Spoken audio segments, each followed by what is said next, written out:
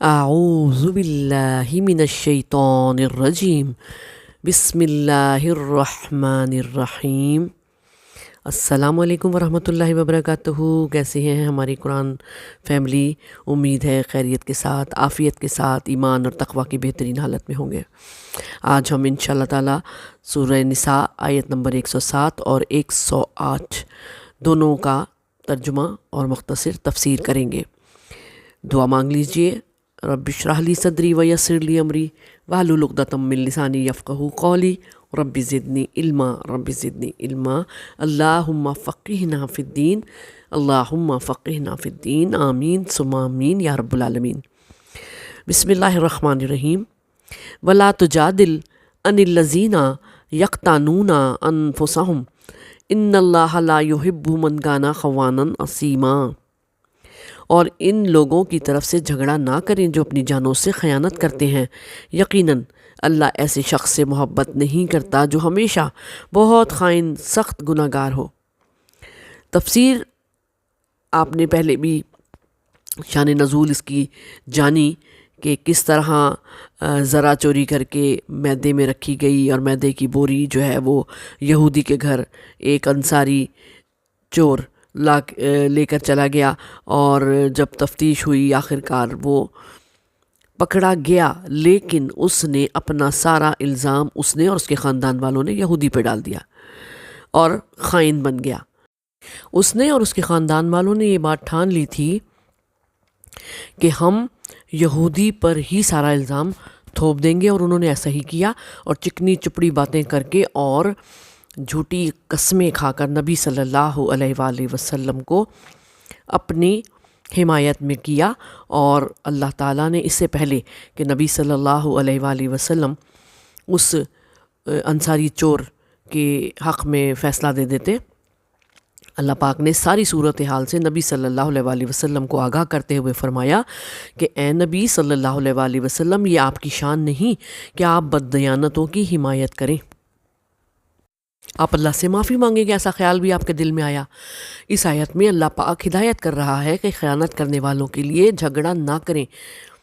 یہ الخیانت جرم، ظلم اور گناہ کے معنی میں استعمال ہوتے ہیں، جو شخص بھی دغا کرتا ہے، دھوکہ کرتا ہے، سب سے پہلے وہ دوسروں سے نہیں بلکہ اپنے آپ سے دغا کرتا ہے۔ مطلب یہ کہ جن لوگوں نے دوسروں سے خیانت کی ہے، دراصل سب سے پہلے انہوں نے اپنی جانوں سے خیانت کی ہے۔ کیوں کہ دوسروں سے دغا کرنے والا پہلے اپنے آپ سے ہی تو دغا کرتا ہے۔ اس سے مراد کیا ہے؟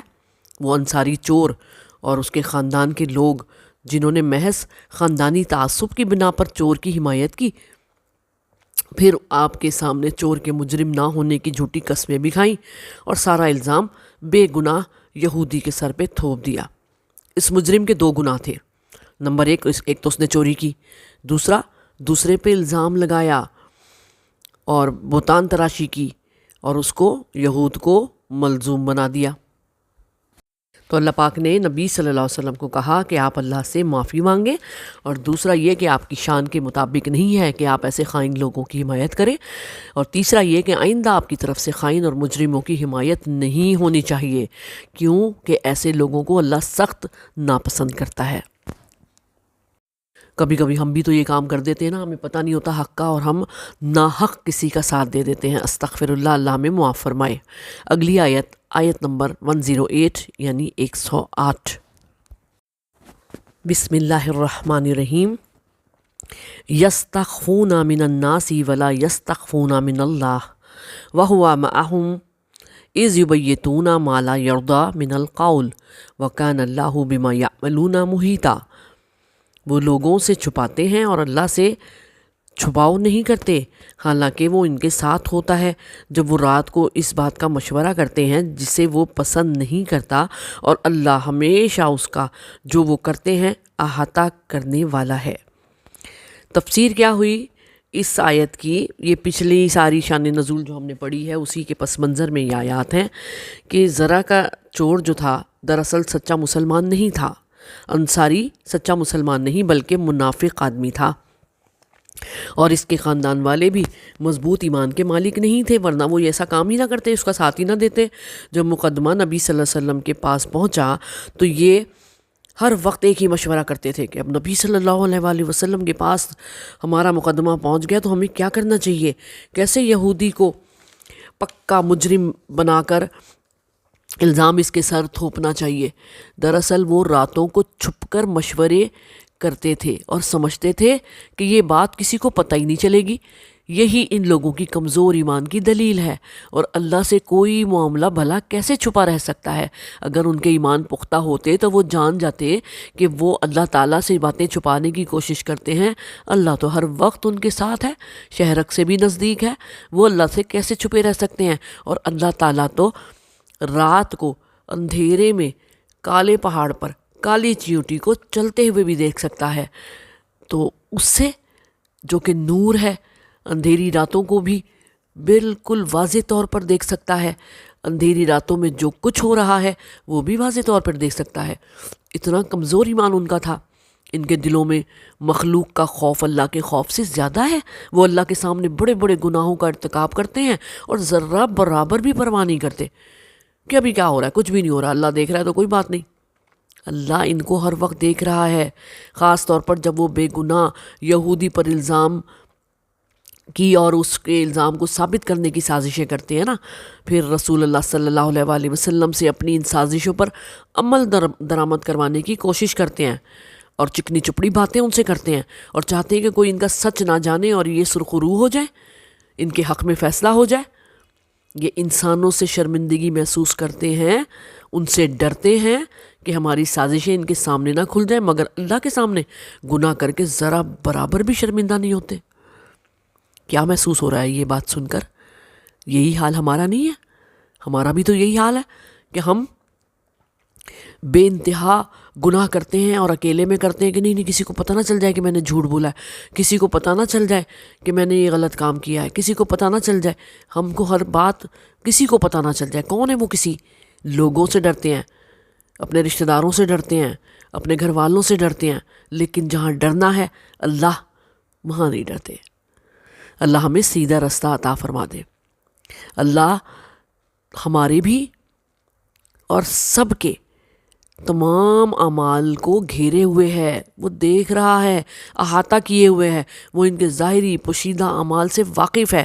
اللہ نے ان کو سزا دینے میں جلدی نہیں کی، بلکہ ان کو مہلت دی، ان کو توبہ کا موقع دیا اور گناہوں پر اصرار کرنے پر ڈرایا کہ نہ کرو بار بار تم وہی گناہ جس پر تمہیں منع کیا جا رہا ہے، جو بہت بڑی سزا کی وجہ بن جائیں گے تمہارے لیے۔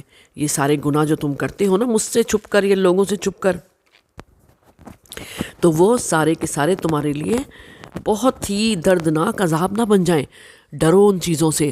اور پھر آیت نمبر 108 میں ہی حضرت ابو ہریرہ رضی اللہ تعالیٰ عنہ کا فرمان ہے کہ نبی صلی اللہ علیہ وآلہ وسلم نے ہمارے درمیان کھڑے ہو کر خیانت کا تذکرہ کرتے ہوئے خیانت اور ایسے معاملات کو خطرناک قرار دیتے ہوئے فرمایا کہ قیامت کے دن تم میں سے کسی کو ایسی حالت میں نہ پاؤں کہ اس کی گردن پر بکری ممیا رہی ہو اور کسی کی گردن پر گھوڑا ہن آ رہا ہو، وہ مجھ سے کہے اللہ کے رسول میری مدد کیجیے۔ مطلب وہ شخص جو کہ کسی کی بکری چرا لے، کسی کا گھوڑا چرا لے، یا مطلب اتنا چھوٹا یا اتنا بڑا کوئی خیانت کا کام کر دے اور پھر مجھے کہے قیامت کے دن میری مدد کیجیے، تو میں کہوں میں تیرے لیے کسی چیز کا اختیار نہیں رکھتا۔ مطلب میں نے تو دنیا میں ہی تمہیں بتا دیا کہ میں تم سے بری ہوں، تمہارے اعمال سے میں بری ہو جاؤں گا اگر تم نے ایسی حرکتیں کی۔ میں نے تجھے پہنچا دیا، اور کسی کی گردن پر اونٹ آواز نکال رہا ہو، میں نے تو دنیا میں تجھے بتا دیا تھا کہ تو نے یہ کام نہیں کرنا، اور کسی کی گردن پر اونٹ آواز نکال رہا ہو مطلب کسی نے اتنی بڑی خیانت کی بھی ہو، وہ کہے اللہ کے رسول میری مدد کیجیے، اور میں کہوں میں تیرے لیے کسی چیز کا اختیار نہیں رکھتا، میں نے تجھے آگاہ کر دیا تھا۔ بات سمجھ میں آ رہی ہے کہ نبی صلی اللہ علیہ وآلہ وسلم نے حضرت ابو ہریرہ کی روایت کے مطابق لوگوں کو کھڑے ہو کر بول دیا کہ خیانت بہت بڑی چیز ہے، کہ یہ چھوٹی سے چھوٹی اور بڑی سے بڑی خیانت کرنے والا میرے ذمہ کرم سے بالکل بری ہے، قیامت کے دن میں اس کی کوئی مدد نہیں کروں گا۔ استغفر اللہ۔ خائن لوگوں کی حمایت نہیں کرنی چاہیے۔ کیا سمجھ میں آ رہا ہے؟ میں وہ بتا رہی ہوں۔ نمبر 1، خائن لوگوں کی حمایت نہیں کرنی چاہیے کیونکہ ان کو اللہ بھی پسند نہیں کرتا۔ نمبر 2، لوگوں سے آدمی چھپ سکتا ہے، چھپا سکتا ہے، مگر اللہ سے نہیں۔